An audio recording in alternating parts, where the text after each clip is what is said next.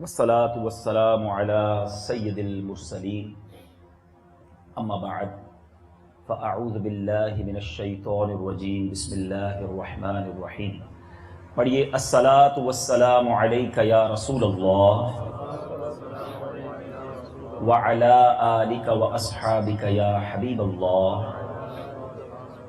الصلاة والسلام علیک یا نبی اللہ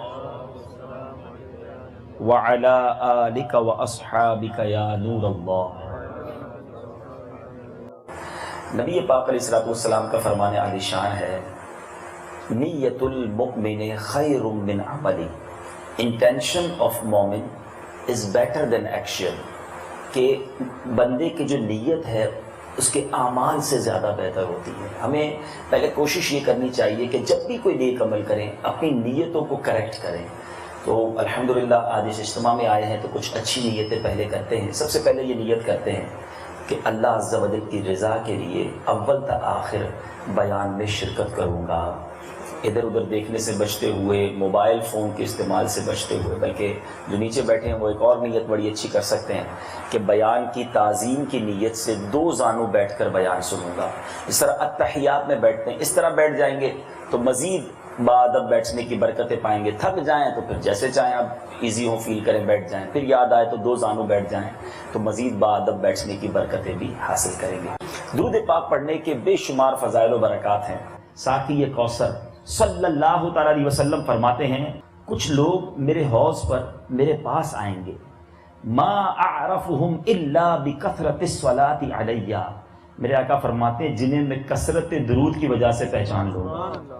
یعنی جو ایبنڈنس کے ساتھ کثرت سے درود پاک دنیا میں پڑھتے ہوں گے میرے آقا حوض کوثر پر انہیں پہچان لیں گے. اور جنہیں آقا پہچان لیں گے انشاءاللہ اپنے ہاتھوں سے وہ جام پلائیں گے کہ جس کو ایک بار پی لے پھر اسے پیاس نہ لگے گی. یہ اتنا خوبصورت وظیفہ ہے درود پاک پڑھنا. یہ بہت شاندار وظیفہ دنیا اور آخرت کے کتنے کام سیدھے کر دیتا ہے. اب ایک اور تمنا ہم سب کے دلوں میں، ہم سارے چاہتے ہیں کہ جنت میں جائیں، ہم سب کی تمنا ہے، مگر ایک خوف بھی ہے، ایک جس کو آپ کہیں کہ ڈر بھی ہے، پتہ نہیں جنت ملے گی نہیں ملے گی. مگر وہ بندہ کتنا خوش نصیب ہے کہ جو دنیا ہی میں جنت میں اپنا مقام دیکھ لے. کتنی بڑی خوشخبری ہے اس کے لیے. سرکار دو عالم صلی اللہ علیہ وسلم فرماتے ہیں، حضرت انس بن مالک اس کے راوی ہیں، من صلی علیہ فی یوم 1000 مرۃ. جو کوئی شخص مجھ پر روزانہ 1000 بار درود پاک پڑھے لم یمت، وہ نہیں مرے گا، حتی یرا، جب تک کہ وہ دیکھ نہ لے، مقعدہ فی الجنہ، اپنا مقام جنت میں نہ دیکھ لے. یعنی مرنے سے پہلے دنیا ہی میں جنت میں وہ اپنا مقام دیکھ لے گا جو 1000 مرتبہ سرکار علیہ الصلوۃ والسلام پر درود پڑھے.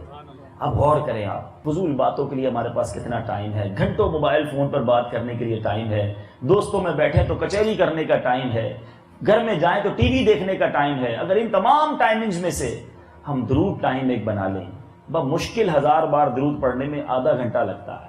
الصلاۃ والسلام علیک یا رسول اللہ، یہ بھی درود پاک. صلی اللہ تعالی علی محمد صلی اللہ علیہ وسلم، یہ بھی درود پاک. اتنا مختصر درود پاک اگر پڑھتے جائیں تو 1000 ٹائمز میں کوئی ٹائم نہیں لگے گا. مگر انعام تو دیکھو. ایک آخری بات، سرکار علیہ الصلوۃ والسلام فرماتے جو روزانہ مجھ پر 50 بار درود پاک پڑھ لے، جسٹ 50 ٹائمز. حدیث پاک کا خلاصہ پیش کر رہا ہوں، جو مجھ پر روزانہ 50 بار درود پاک پڑھ لے بروز قیامت میں اس سے مصافحہ کروں گا. اب بتائیے اتنا تھوڑا کام، اتنا بڑا انعام، پھر بھی ہماری زبان درود نہ پڑھے تو پھر ہم سے بڑا قصوروار کوئی نہیں ہوگا. آئیے نیت کریں کہ انشاءاللہ وقت نکال کر، لوگ کہتے ہیں نا اپنے قیمتی ٹائم میں سے کچھ وقت دیجئے. سچی بات یہ ہے قیمتی وقت ہی وہی ہے جو اللہ اور اس کے حبیب کے ذکر میں صرف ہو جائے. قیمتی وقت ہی وہی ہے جو اللہ کی عبادت میں صرف ہو جائے. باقی تو وقت ہم ضائع کر رہے ہوتے ہیں. قیمتی وقت میں سے وقت نہ دیجئے، اپنے وقت کو قیمتی بنائیے اور اللہ اور اس کے حبیب کا ذکر کیجئے. آئیے محبت کے ساتھ ایک بار پھر درود پاک پڑھ لیں. صلو علی الحبیب صلی اللہ تعالی علی محمد صلی اللہ علیہ وسلم. آج میں جس موضوع پر چند مدنی پھول پیش کروں گا، بیسیکلی اس موضوع پر اتنا زیادہ کلام بھی نہیں ہوتا اور ہم اس طرف ریئلائزیشن بھی نہیں کرتے، غور بھی نہیں کرتے. پہلے ایک واقعہ پیش کروں گا تاکہ آپ کو پتہ چلے کہ میں کس ٹاپک کی طرف آپ کی توجہ دلانا چاہتا ہوں. مکاشفۃ القلوب میں امام غزالی نے یہ واقعہ نقل فرمایا. ایک آدمی نے ایک غلام خریدا اور اس غلام کو جب پہلے غلاموں کی خرید و فروخت ہوتی تھی، جب غلام خریدا تو اس غلام نے کہا کہ اے میرے آقا میں 3 شرطیں لگاتا ہوں، مجھے آپ لے لیجئے مگر میری 3 شرطیں ہیں۔ انہوں نے کہا کون سی شرطیں؟ کہ پہلی شرط یہ ہے کہ آپ مجھے فرض نماز سے منع نہیں کریں گے جب اس کا وقت آ جائے۔ اچھا، دوسری شرط کیا بھائی؟ دوسری شرط یہ ہے کہ آپ مجھ سے دن کو جو چاہیں کام لیں، رات کو مجھے فارغ کر دیں گے۔ کہا ٹھیک ہے، رات اس کو آرام کر لوں۔ تیسری شرط کیا ہے؟ آپ مجھے گھر میں ایک کمرہ الگ سیپریٹ روم دے دیں جس میں میرے سوا کوئی دوسرا داخل نہ ہو۔ کہا ٹھیک ہے، یہ بھی ایک واجبی سی بات ہے۔ اب اس آقا نے اس غلام کو لیا اور کہا کہ بتاؤ گھر میں کوئی کمرہ تلاش کر لو۔ تو گھر کا ٹوٹا پھوٹا اسٹور روم جو تھا نا گویا، اس نے جا کے کہا کہ یہ مجھے دے دیں۔ کہا پورے گھر میں اتنے سارے کمرے ہیں، تم نے یہ ٹوٹا پھوٹا کمرہ کیوں پسند کیا؟ وہ غلام کہتا ہے کہ کیا آپ نہیں جانتے کہ ٹوٹا پھوٹا کمرہ بھی اللہ کی یاد اور اس کے ذکر کی برکت سے باغ بن جاتا ہے، میرے لیے یہی کافی ہے۔ بہرحال آقا نے کہا بڑا نرالا غلام، جناب کام شروع ہو گیا۔ دن کو وہ کام کرتا، رات اپنے کمرے میں چلا جاتا۔ ایک دن وہ آقا جو تھا وہ چلتے چلتے اس غلام کے کمرے تک پہنچا، اور جب کمرے کو دیکھا تو بڑا امیزنگ منظر تھا کہ غلام سجدے میں پڑا ہے، کمرے کی چھت کھلی ہے اور اس غلام کے اوپر سے لے کر آسمان تک نور کی کرنیں جا رہی ہیں، اور وہ غلام بارگاہ الہی میں کچھ اس طرح فریاد کر رہا ہے کہ اے میرے مولا میری مجبوری ہے، اگر مجھے دن کو کسی شخص کی غلامی نہ کرنی ہوتی تو مولا میں دن بھی تیری عبادت کرتا، رات بھی تیری عبادت کرتا۔ یہ آقا دیکھتا رہا، روتا رہا، اس غلام کے انداز کو دیکھتا رہا اور اپنے کمرے میں چلا گیا، اپنی زوجہ سے بات کی۔ دوسرے دن میاں بیوی دونوں پہنچے اور پھر چھپ کر دیکھنے لگے، پھر اسی طرح وہ غلام عبادت کر رہا ہے، کمرے کی چھت کھلی ہے اور آسمان تک نور کی کرنیں جا رہی ہیں، اور وہ اللہ کی مناجات میں، اللہ کی یاد میں مصروف ہے۔ وہ میاں بیوی رات بھر یہ منظر دیکھتے رہے۔ صبح اس غلام کو بلا کر کہا کہ ہم نے منظر دیکھا ہے، تم دن کو بھی رب کی عبادت کرنا چاہتے ہو، جاؤ ہم نے اللہ کی رضا کے لیے تمہیں آزاد کیا، اپنے رب کی دن میں بھی عبادت کرو، رات میں بھی عبادت کرو۔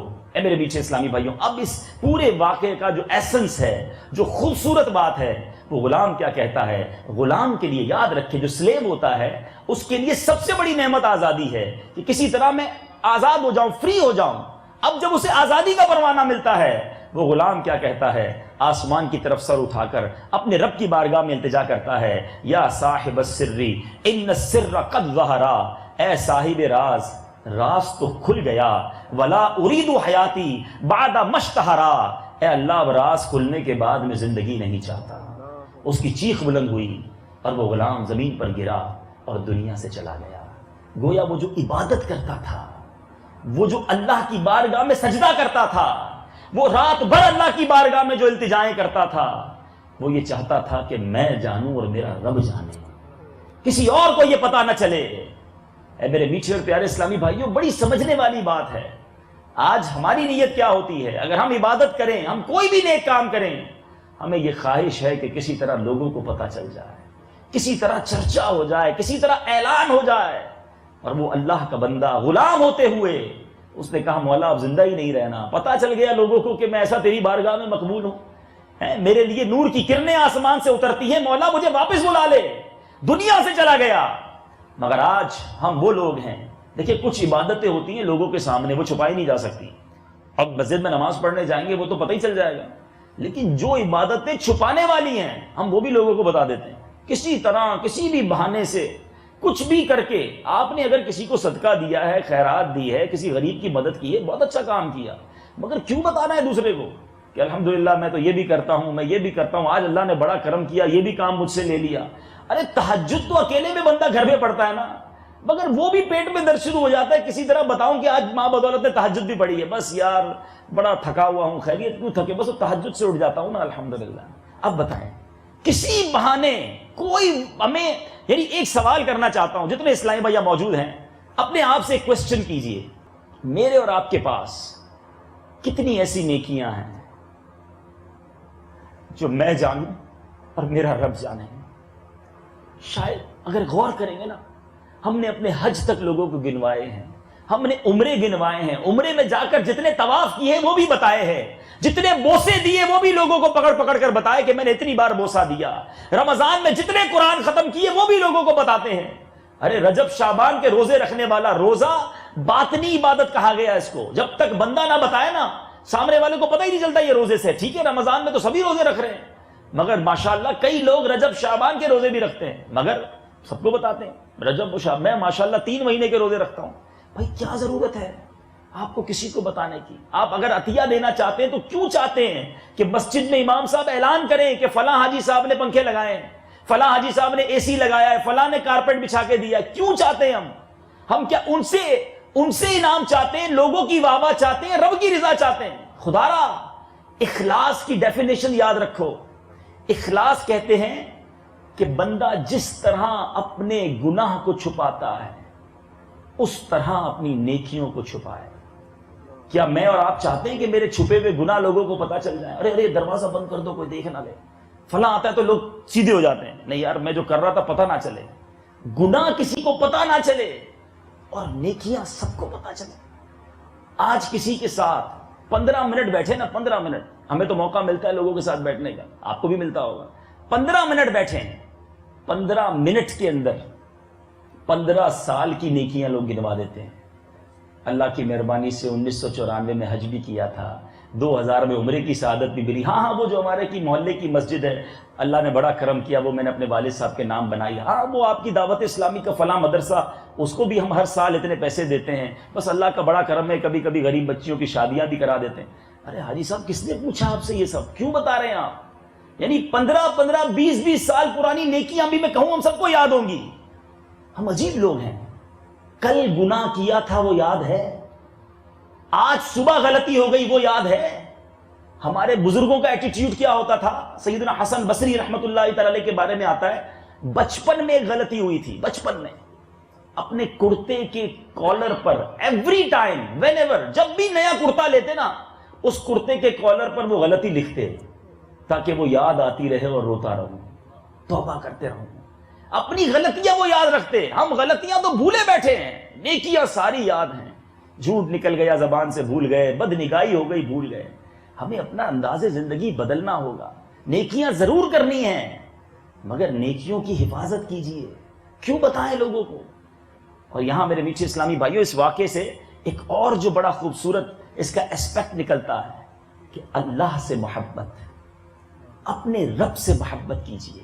اس غلام کو اپنے مولا سے کتنی محبت تھی۔ آج ہم فیملی سے محبت کرتے ہیں، دوستوں سے محبت کرتے ہیں، اپنی جناب بزنس پارٹنر سے محبت کرتے ہیں، جہاں جاب کرتے ہیں جو ہمارا کسٹمر ہوتا ہے مجھ سے بڑا پیار کرتے ہیں، یہ ناراض نہ ہو جائے وہ ناراض نہ ہو جائے، ان سب کا خیال اللہ جس نے مجھے بنایا، جو میرا خالق، جو میرا مالک، جو روزانہ تواتر کے ساتھ نعمتیں دے رہا ہے، وہ ناراض نہ ہو جائے، اس کا کبھی خیال آیا؟ اے میرے بیچ پیارے اسلامی بھائیوں، قرآن میں اللہ فرماتا ہے، سورہ بقرہ میں ارشاد ہوتا ہے والذین آمنوا اشد حبا للہ، فرمایا اور ایمان والوں کو اللہ سے انتہائی شدت کی محبت ہے۔ جو ایمان والے ہیں نا، یہ نشانی قرار دی گئی، اللہ سے شدت کے ساتھ پیار کرتے ہیں۔ دیکھیں یاد رکھیں، محبت کے 3 کیٹیگریز ہیں۔ ایک محبت ہوتی ہے پہلے درجے کی، جو ہمیں نارملی کھانے پینے، کپڑے، خوشبو، اپنی گاڑی، ان چیزوں سے محبت ہوتی ہے۔ ایک ہوتی ہے دوسرے درجے کی محبت، وہ کس سے ہوتی ہے؟ اپنی فیملی سے، اپنے ماں باپ سے، اپنے بچوں سے، اپنی جان سے۔ جب بچوں کی باری آتی ہے تو پھر ہم چیزوں کو نہیں دیکھتے، نہیں یار قربان کر دو، بچے کو بچانا ہے۔ ماں باپ کی باری آئے انسان اپنا مال چھوڑ دیتا ہے، یہ دوسری کیٹیگری ہو گئی نا۔ ایک اس سے اوپر کی کیٹیگری ہے جس میں انسان سب کچھ چیزوں سے زیادہ، اپنی جان سے بھی زیادہ محبت کرے، اور یہ ریکوائرڈ ہے، یہ ریکوائرڈ ہے اسلام میں کہ بندہ ایسی محبت اپنے رب سے کرے، اللہ کے حبیب سے کرے۔ اور یہ میں نہیں کہہ رہا، قرآن مجید فرقان حمید میں ارشاد ہوتا ہے، چنانچہ ارشاد ہوتا ہے، ذرا غور کیجئے گا، اللہ تبارک و تعالیٰ نے کیٹیگریز بیان کی، اور یہ تمام کیٹیگری بیان کر دی جن جن جن سے مجھے اور آپ کو پیار ہے۔ ذرا کیٹیگری سنیے گا، اللہ فرماتا ہے تم فرماؤ اگر تمہارے باپ اور تمہارے بیٹے اور تمہارے بھائی اور تمہاری عورتیں اور تمہارا کنبہ اور تمہاری کمائی کے مال، یہ وہ تمام چیزیں ہیں جن سے ہم پیار کرتے ہیں نا، کمائی، پیسہ، عورت، بیوی، بچے، والدین، فرمایا اور وہ سودا جس کے نقصان کا تمہیں ڈر ہے، اور تمہاری پسند کے مکان، انسان کہتا ہے بڑی محنت سے گھر بنایا، یہ چیزیں اللہ اور اس کے رسول اور اس کی راہ میں لڑنے سے زیادہ پیاری ہوں تو راستہ دیکھو، انتظار کرو یہاں تک کہ اللہ اپنا حکم لائے، یعنی عذاب بھیجے۔ اور اللہ فاسقوں کو راہ نہیں دیتا. یعنی ہمیں یہ تمام چیزیں اللہ اور اس کے رسول کے سامنے ہمیں سب سے زیادہ پیار ان سے ہونا چاہیے. ان کا حکم آ جائے دین ایوری تھنگ، پھر ختم تمام چیزیں. مگر آج کیا ایسے ہم ہیں جو ریکوائرڈ ہے شریعت کو کہ ہم اپنے رب سے محبت کریں. اور دیکھیں میرے میٹھے اسلامی بھائیوں، ایمان، ہم سب ایمان والے ہیں، مگر سرکار دو عالم صلی اللہ علیہ وسلم کا فرمان ہے، حضرت انس بن مالک اس کے راوی ہیں اور مسلم شریف کی حدیث ہے، فرمایا جس شخص میں 3 خصلتیں ہوں وہ ایمان کی حلاوت پا لے گا، جو ایمان کی مٹھاس ہے نا وہ حاصل کر لے گا. 3 عادتیں ہونی چاہیے. نمبر 1 فرمایا اللہ عز و جل اور اس کے رسول اس کے نزدیک سب سے زیادہ محبوب ہوں، ٹاپ پریورٹی. پہلی بات تو یہ ہونی چاہیے. دوسرا فرمایا کسی سے محبت کرے تو اللہ عز و جل کے لیے کرے، یعنی میرا کسی سے تعلق بھی ہونا وہ اللہ کے لیے ہو. ہمارا تعلق کس لیے ہوتا ہے؟ یار کاروبار کرنا ہے، اس سے بڑا میرا کیئرنگ فرینڈ ہے، مجھے ذرا مصیبت میں کام آتا ہے، مجھے اچھا بڑا لگتا ہے. کوئی نہ کوئی دنیاوی وجہ ہوتی ہے جس سے ہماری آپس میں تعلق ہوتے ہیں، اللہ کی رضا کے لیے نہیں ہوتا. اور تیسری کیٹیگری فرمائی اسلام لانے کے بعد دوبارہ کفر میں لوٹنے کو اس طرح ناپسند کرے جیسے آگ میں ڈالے جانے کو ناپسند کرتا ہے. اے میرے میٹھے پیارے اسلامی بھائیوں، حضرت اب دیکھیے ان تمام چیزوں کو صحابہ کرام نے کیسے پروف کیا. بہت سارے واقعات ہیں. ایک بڑا خوبصورت واقعہ حضرت مصعب بن عمیر. آج کل ہمارے ینگسٹر بیٹھے، کچھ نوجوانوں کے بارے میں ہم یہ سنتے ہیں کہ وہ ٹرینڈ سیٹر ہوتے ہیں، وہ جیسا لباس پہنتے ہیں پورے سارے دوست ویسے ہی لباس پہنتے ہیں. جیسے بال بنا لیں دوست کہتے ہیں یار اب ہم نے ویسے ہی بال بنانا ہے، کیا گھڑی پہنی ہے اب ہم نے بھی ایسی گھڑی پہننی ہے، ایسے ہی شوز پہننے. کچھ لوگوں کا ایک اسٹائل ہوتا ہے جس کو لوگ فالو کرتے ہیں. حضرت مصعب بن عمیر رضی اللہ تعالیٰ عنہ یہ مکے کے شہزادے کہلاتے تھے، بہت وجیح، بڑے امیر گھرانے کے اور بڑے مہنگے لباس پہنتے. مگر جب اسلام لائے، اللہ سے محبت ہو گئی، سب چیزوں سے زیادہ پیار کرنا تھا نا. ماں باپ ایمان نہیں لائے تھے، آپ کو گھر سے نکال دیا گیا. جب سرکار علیہ الصلوۃ والسلام کی بارگاہ میں آئے نا، حضرت عمر بن خطاب راوی ہیں کہ میرے آقا علیہ الصلوۃ والسلام نے فرمایا حضرت مصعب بن عمیر کی طرف دیکھا کہ وہ اپنے گردن پر اپنی پیٹھ پر مینڈے کی کھال لپیٹے ہوئے آ رہے ہیں. لباس نہیں تھا پہننے کو، گویا کھال لپیٹی تھی. پیارے آقا نے فرمایا اس شخص کو دیکھو، اللہ تعالیٰ نے اس کا دل نور سے بھر دیا ہے. میں نے اس کو اس کے ماں باپ کے ساتھ دیکھا تھا کہ جب یہ اسے عمدہ کھانا پینا دیا کرتے تھے، اور میں نے اس پر ایک ایسی پوشاک دیکھی تھی جسے 200 درہم میں اس نے خریدا تھا یا کسی نے اس کو دی تھی، مگر اللہ عز و جل اور اس کے حبیب کی محبت نے اس کا یہ حال کر دیا جو تم اب دیکھ رہے ہو. حضرت مصعب بن عمیر یہ وہ عظیم صحابی ہیں. میری دعا ہے اللہ تعالیٰ آپ کو بھی، مدنی چینل کے ناظرین کو بار بار مدینہ منورہ کی حاضری عطا فرمائے. جب بھی مدینے جانا سید الشہداء کی بارگاہ میں ضرور جایا کریں. احد شریف پر حضرت سید الشہداء کے ساتھ ہی ان کا مزار ہے. حضرت مصعب بن عمیر وہ عظیم ہستی ہیں کہ جو پہلا مبلغ مکہ پاک سے مدینہ طیبہ بھیجا گیا یہ حضرت مصعب بن عمیر رضی اللہ تعالیٰ. تو مدینے والے آئے تھے پیارے آقا کے پاس کہ ہمیں کوئی ایسی شخصیت تو دے جو ہمیں دین سکھائے. پیارے آقا نے حضرت مصعب بن عمیر کو بھیج دیا. دعوت اسلامی والوں تمہیں مبارک ہو جو قافلوں میں سفر کرتے ہو، اپنے گھر بار کو چھوڑتے ہو. صحابہ کرام نے آقا علیہ الصلوۃ والسلام کی قربت کو چھوڑا. نبی پاک موجود تھے مگر اکیلے چلے گئے. میرے آقا کا حکم تھا. آج مدینہ منورہ میں جو کروڑوں مسلمانوں کا آنا جانا، جو اسلام کی رونقیں ہے، یقیناً یہ میرے آقا کی برکت ہے. مگر حضرت مصعب بن عمیر رضی اللہ تعالیٰ عنہ وہ صحابی ہیں جو سب سے پہلے گویا اسلام کی دعوت لے کر، پیغام اسلام لے کر نبی پاک کی طرف سے وہاں تشریف لے گئے.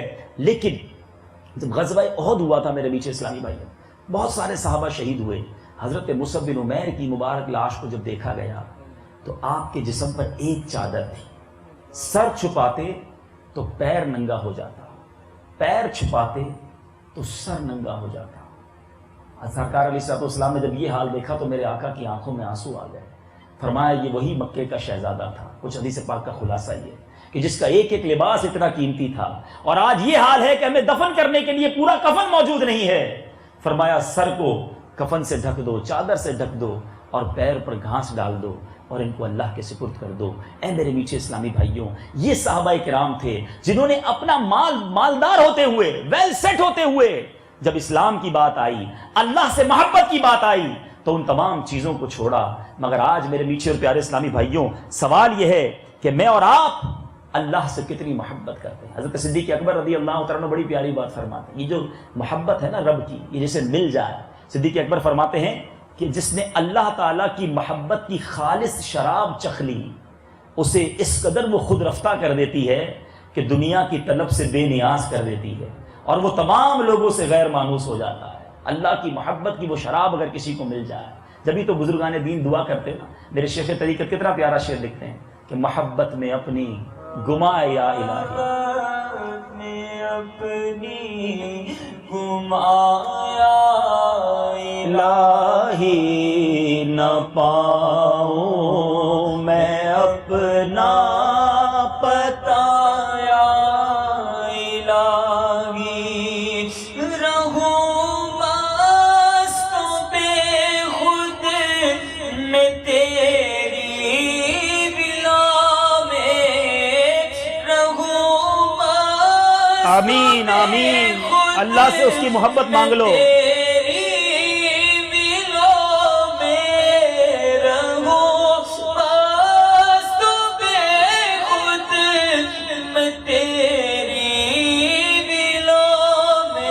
پلا جام ایسا پلایا الہی، نہ پاؤں میں اپنا پتایا۔ مولا علی شیر خدا کیا فرماتے ہیں؟ سب سے زیادہ علم والا وہ ہے جو اللہ تبارک و تعالیٰ سے سب سے زیادہ محبت کرتا ہے۔ یعنی اصل علم یہ ہے کہ اپنے رب سے پیار ہو جائے، اپنے خالق سے محبت ہو جائے۔ ایک بار حضرت عیسیٰ علیہ نبینا علیہ الصلوۃ والسلام 3 قسم کے لوگوں کے پاس سے گزرے، 3 گروہ تھے، گروپس تھے، تینوں بڑے کمزور لاغر۔ ایک کے پاس گئے، پوچھا خیریت، تم بڑے کمزور ہو گئے، لاغر ہو گئے، کیا وجہ ہے؟ کہا ہم جہنم کے خوف سے لاغر ہو گئے۔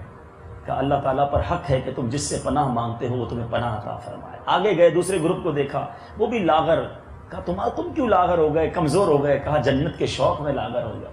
کہ اللہ تعالیٰ پر حق ہے، تم جس کی تمنا اور امید رکھتے ہو وہ تمہیں عطا فرمائے۔ تیسرے گروپ کے پاس جب گئے، ان کے چہروں سے بڑا نور۔ حضرت عیسیٰ نے پوچھا تم کیوں لاغر ہو گئے؟ کہا اللہ کی محبت میں، اللہ کے شوق میں لاغر ہو گئے۔ فرمایا تم مقربین الہی ہو، تم اللہ کے مقرب بندے ہو۔ میں بڑی باریک بات کرنے جا رہا ہوں، دیکھیں غور کریں۔ ایک بندہ اس لیے نماز پڑھتا ہے کہ نماز پڑھنا فرض ہے اور یہ ہماری ڈیوٹی ہے، اور نماز پڑھوں گا تو جنت ملے گی، انعام کی لالچ میں عبادت کرنا۔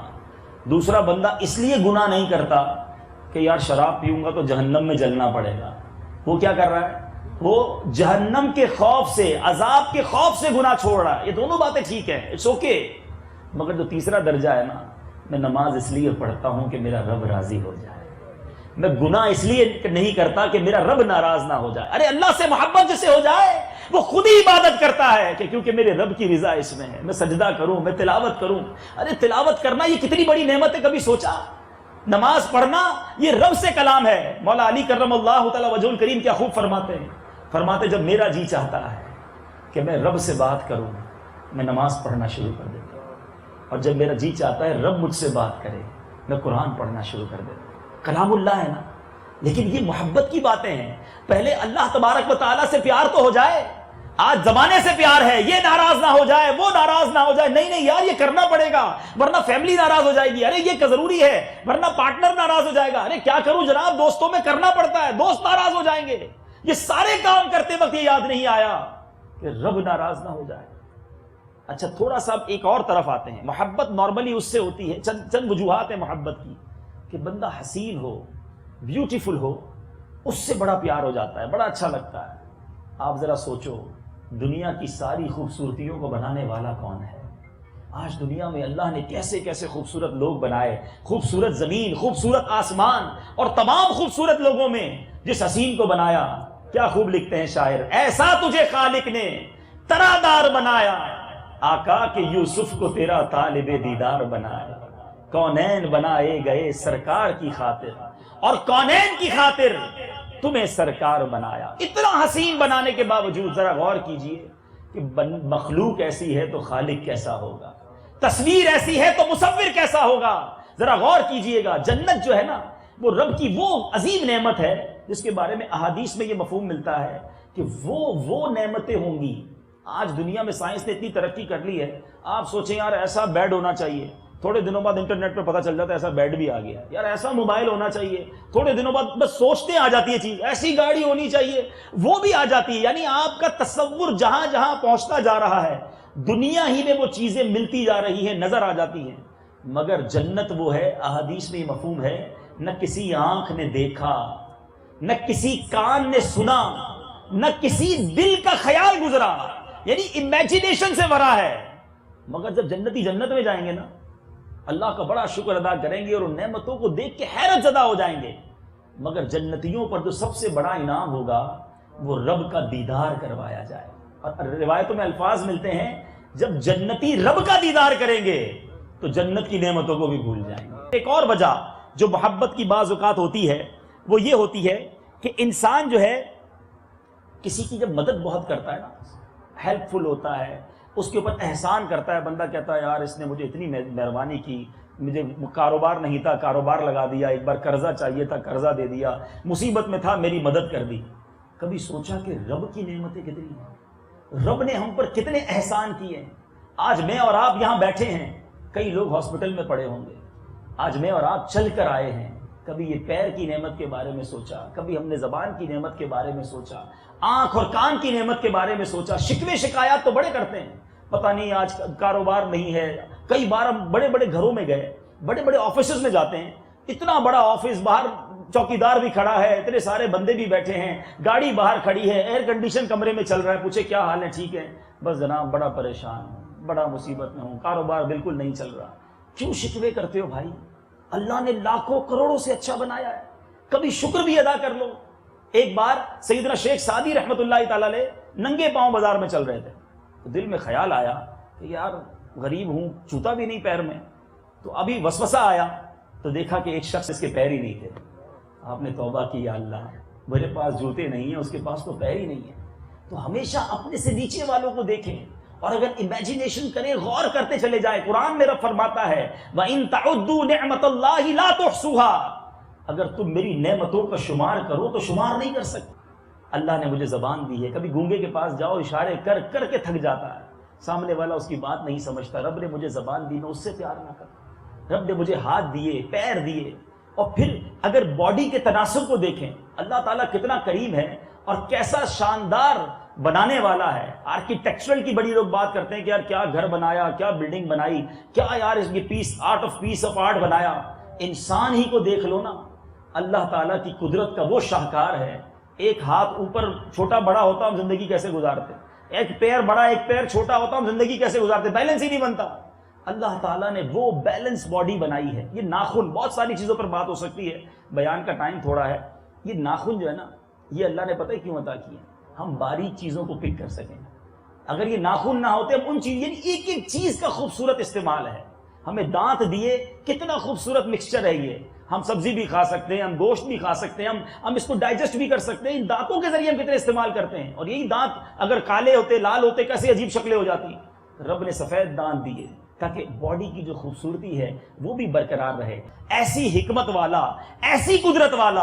ارے اگر دنیا میں کسی کی مہارت سے محبت کرتے ہو, دنیا کی کسی شان سے محبت کرتے ہو, دنیا میں کسی کے حسن سے محبت کرتے ہو, دنیا میں کسی کے احسان سے محبت کرتے ہو, تو پھر کون ہے رب کے سوا جس سے محبت کی جائے. اے میرے میٹھے اور پیارے اسلامی بھائیوں, قرآن مجید فرقان حمید میں جا بجا رب نے اپنی قدرت کے بارے میں خود فرمایا اور کہا غور کرو. بڑی خوبصورت آیت, ارشاد ہوتا ہے افلا ينظرون الى الابل كيف خلقت. قرآن کہتا ہے تو کیا اونٹ کو نہیں دیکھتے کیسا بنایا گیا.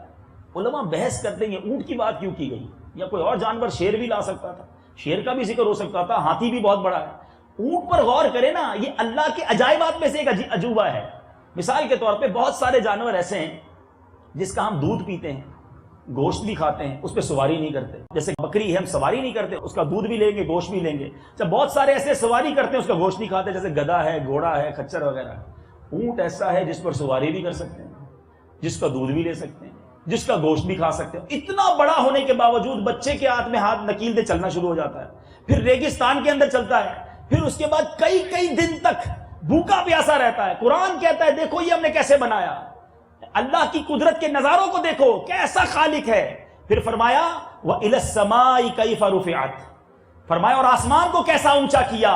وَإِلَى الْجِبَالِ كَيْفَ نُصِبَتْ, اور پہاڑوں کو کیسے قائم کیے گئے، وَإِلَى الْأَرْضِ كَيْفَ سُطِحَتْ، اور زمین کو کیسے بچھایا گیا، یہ رب کی قدرت کے نظارے ہیں۔ اے میرے میٹھے اور پیارے اسلامی بھائیوں، ہم بار بار بہت ساری صورتیں پڑھتے ہیں، سورہ خاص طور پہ سورہ رحمان تو جتنی بار پڑھے رب کی نعمتوں کا تذکرہ ہے۔ آپ نے کیپ ٹاؤن جائیں، بلکہ دنیا کے کئی جگہوں پر یہ اللہ تعالیٰ کی قدرت کا نظارہ ہے۔ مرج البحرین یلتقیان بینہما برزخ لا یبغیان فبأی آلاء ربکما تکذبان۔ رب فرماتا ہے اس نے دو سمندر بہائے کہ دیکھنے میں معلوم ہو ملے ہوئے اور ہے ان میں روک۔ دنیا نے دیکھا، اب تو انٹرنیٹ پر بھی موجود ہے کہ دو سمندر ہیں مگر ملتے نہیں ہیں، دیکھنے میں ملے ہوئے ہیں مگر کوئی روک ہے جو نظر نہیں آتی۔ رب خود فرماتا ہے یہ زمین دیکھو، یہ زمین سے رب نے کیسے اناج اگایا اور ہمارے لیے کیسی کیسی نعمتیں اگائیں۔ رب فرماتا ہے والارض وضعها للانام، اور زمین رکھی مخلوق کے لیے، فیہا فاکہۃ والنخل ذات الاکمام،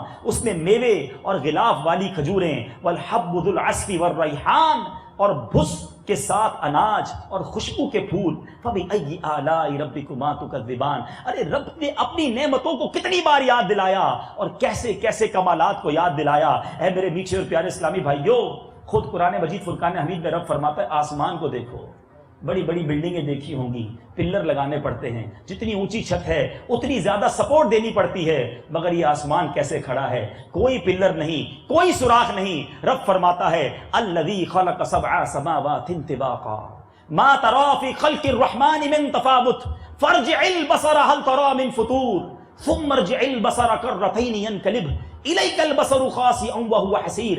ہمیں حکم فرماتا ہے دیکھو میرے آسمان کو۔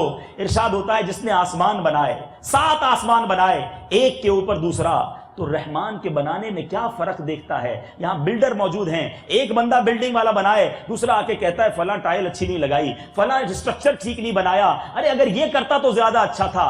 رب ساری دنیا کو دعوت دیتا ہے دیکھو میرے آسمان کو، رب کے بنانے میں کیا فرق دیکھتا ہے۔ فرجع البصر هل ترى من فطور، تو نگاہ اٹھا کر دیکھ تجھے کوئی رخنا، کوئی عیب، کوئی خرابی نظر آتی ہے۔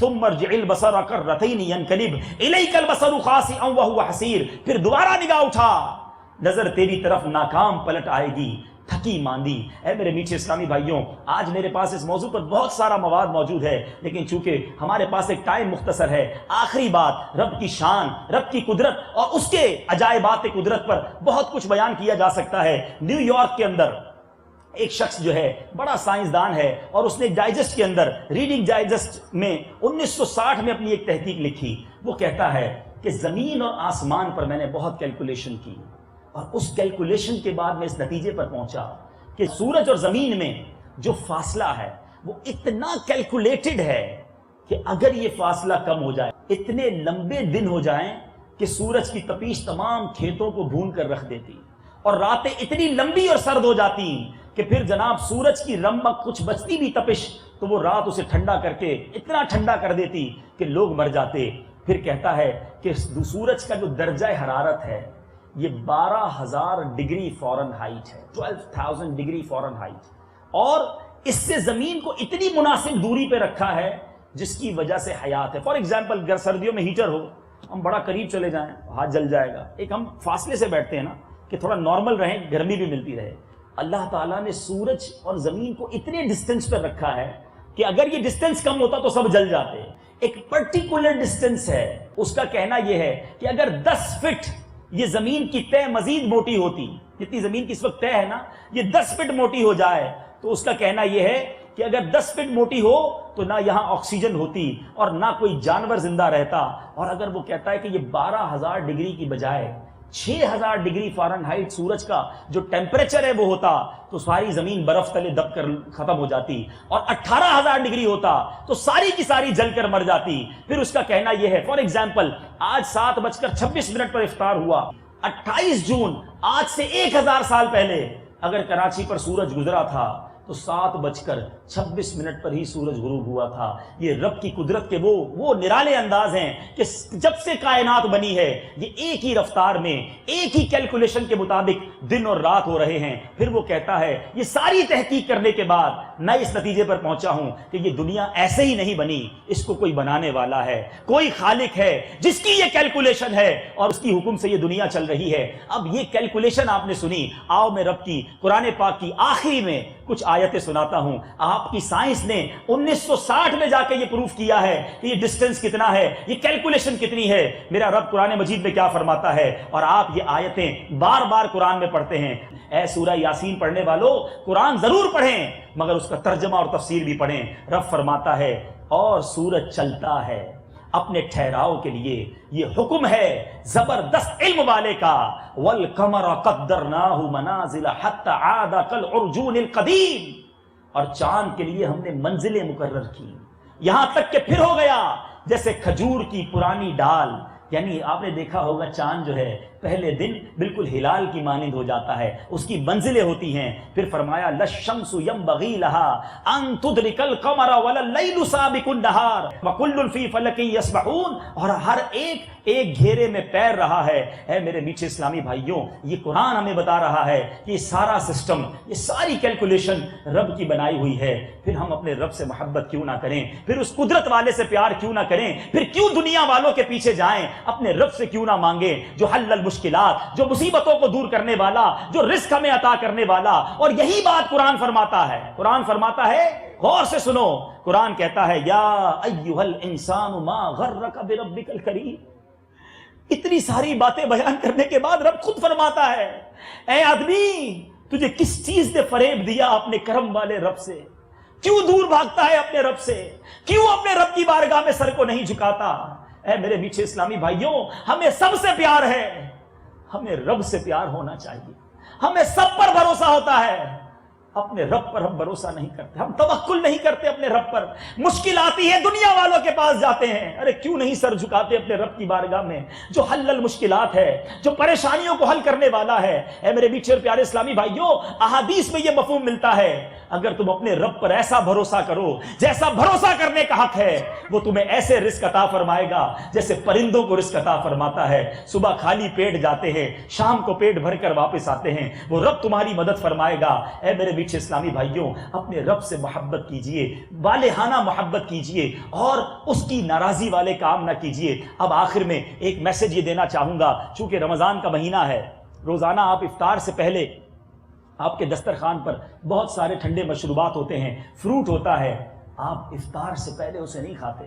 بڑی پیاس لگی ہوتی ہے, کمرہ بند بھی ہو, کوئی دیکھ بھی نہ رہا ہو, آپ پانی نہیں پیتے. آپ کیا بلکہ دنیا کے کروڑوں اربوں لوگ جو روزہ رکھ رہے ہیں, کوئی ایسا نہیں کرتا.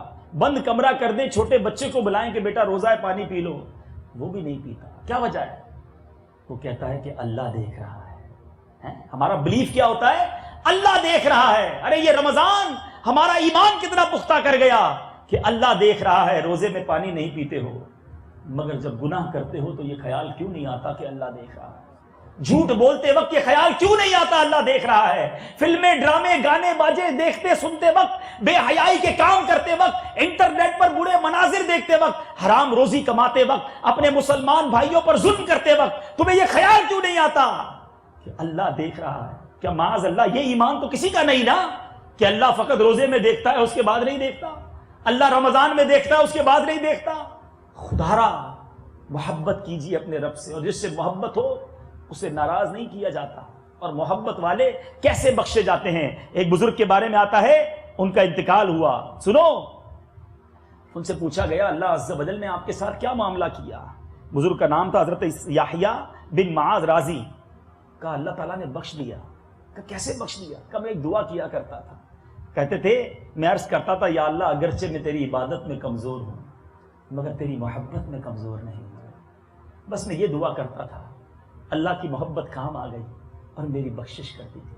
خدارا اپنے رب سے پیار کیجیے, رب کی رضا والے کام کیجیے. کوئی بھی کام کرتے وقت یہ چیک کیجیے کہ اللہ ناراض تو نہیں ہوگا. یہ رب کی رضا والے, اتنی مہربانیاں اس کی, میں اسی کو ناراض کروں. بڑے عجیب لوگ ہیں ویسے ہم. مثال کے طور پہ آپ میں سے کچھ ایسے بھی ہوں گے جو امپلائیز ہوں گے, آپ کو باس کبھی بونس دے دے, اچھے پیسے دے دے, ہم کہتے ہیں یار اب اس کو ناراض نہیں کرنا یار, اتنا اچھا مہربان دوست ہے.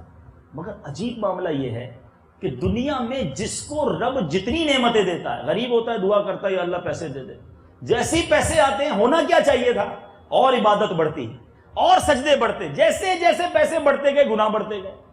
اولاد دے دے یا اللہ، اولاد ہو گئی، اب جناب اولاد کے معاملے میں بندہ شیر ہو گیا، شادی کرنی ہے یا اللہ رشتہ ہو جائے، شادی کی نعمت ملی تو گھر میں وہ گناہوں بھرے کام شروع ہو گئے۔ یعنی عجیب لوگ یہ ہیں کہ نعمتیں بڑھتی جاتی ہیں، ہونا یہ چاہیے تھا جس کی نعمتیں بڑھتی اس کے سجدے بڑھتے، اس کے شکر بڑھتے، اس کی اللہ کی بارگاہ میں اور التجائیں بڑھتی، مگر ہمیں رب جتنی نعمتیں دیتا ہے ہم اسی نعمت کو اس کی ناراضی والے کام میں استعمال کرتے ہیں۔ تو خدارا اپنے رب سے سچی محبت کی پریکٹس کیجئے اور پھر اس کو کنٹینیو کیجئے کہ جب بھی عبادت کریں اس لیے کرنا ٹھیک ہے کہ جنت مل جائے گی، اس لیے کرنا ٹھیک ہے کہ جہنم سے بچ جائیں گے، مگر عبادت کا لطف یہ ہے کہ میرے رب کی رضا کے لیے کروں، کسی اور کے لیے نہ کروں، میرا ہر عمل بس تیرے واسطے ہو۔ اللہ کرے ہمارا عمل ایسا ہو جائے کہ کوئی اور کسی اور کے لیے نہ ہو، میرا ہر عمل بس تیرے واسطے ہو، کر اخلاص ایسا عطا یا الہی۔ رب کریم مجھے بھی آپ کو بھی اپنی سچی محبت عطا فرمائے۔ زبانی دعویٰ تو میں بھی کرتا ہوں، آپ بھی کرتے ہیں، اصل امتحان جب آتا ہے جب واقعی کوئی امتحان کی گھڑی آئے، کوئی ایسی ڈیل سامنے آ جائے جو حرام ہے، رب کی ناراضی والا کام ہے، اور اب میں ڈیسیشن لوں کہ نہیں یہ پیسے نہیں چاہیے مجھے اللہ سے محبت ہے۔ فیملی میں کوئی ایسا فنکشن آ جائے، کوئی ایسا ایونٹ آ جائے کہ اب ایک غلط کام کرنا ہے، اب امتحان ہے نا کہ نہیں میں نے یہ نہیں کرنا، اللہ ناراض ہو جائے گا۔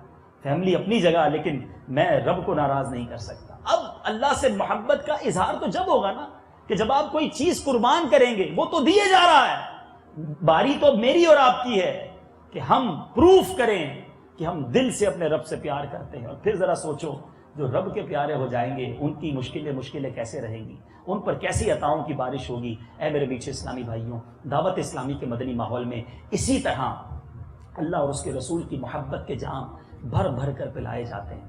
آپ سے گزارش کروں گا اگر آپ واقعی اپنے رب سے پیار کرنا چاہتے ہیں، اپنے آقا علیہ الصلوۃ والسلام سے محبت کرنا چاہتے ہیں، دین اسلام سے محبت کرنا چاہتے ہیں، تو آپ دعوت اسلامی کے مدنی ماحول میں وابستہ ہوں، آتے رہیں، ایٹ لیسٹ ہر ویک ایک بار آئیے۔ آج ایک بار آپ ایک گھنٹے کے لیے آئے ہیں، میں ہوپ کرتا ہوں کہ کچھ باتیں آپ نے سیکھی ہوں گی، پھر آپ مدنی چینل دیکھیں، اپنی فیملی کے ساتھ بیٹھ کر دیکھیں تو گھر بیٹھے بھی یہ باتیں آپ کو ریئلائز ہوں گی۔ ویڈیو دیکھنے کا شکریہ۔ اگر آپ چینل پر نئے ہیں تو سبسکرائب کر لیں اور ساتھ ہی ساتھ بیل آئیکن پر بھی کلک کر دیں تاکہ یوٹیوب ہماری ہر ویڈیو کا نوٹیفیکیشن سب سے پہلے آپ کو بھیج دے۔ جزاک اللہ۔